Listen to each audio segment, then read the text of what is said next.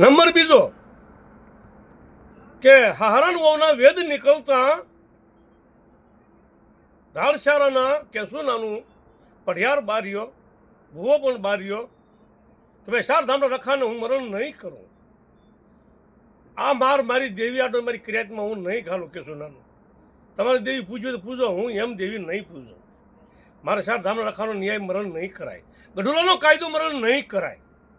ઠેક મારી નાથ. તો તેથી એ શાન કેમ ન ગણી?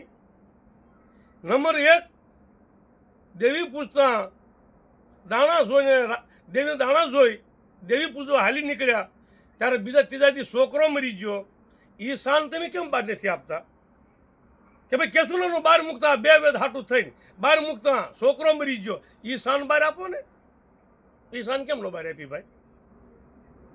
બીજી નંબરમાં નંબર બીજો, 10-11 દી થયા દેવી પૂજવાના, ત્યાં સોળી મરી, તો એ શાન કેમ તમે બહાર નથી આપતા?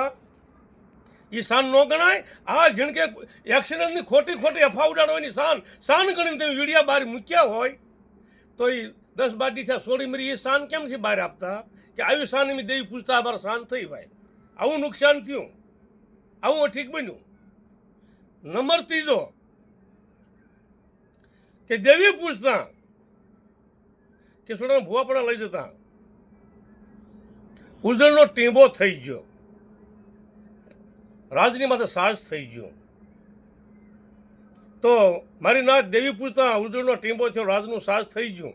અમને તો વનવાસ મળ્યો, નાનલોની ક્રિયાતને વનવાસ મળ્યો, પણ વિહળીને હોતે વનવાસ લેવો પડ્યો. એ શાન કેમ બહાર નથી આપતા? એ શાન ખોટી. આ તમારી શાન તમે હમણાં ઘોઘાબારાની શાન તમે ગણાવતા કે છોકરાનું એક્સિડન્ટ થયું, ખાટા ગભાઈની પેઢીએ પૈસા મૂકતા, એ શાન ગણાય? આ દેવી પૂજતા આવી શાનું થઈ? એ શાન ઓલી શાન કરતા નાની મારી નાખ. એ શાન તમને નાની એવી લાગેલા ભાઈ તુલસી બાબાની પ્રજાને?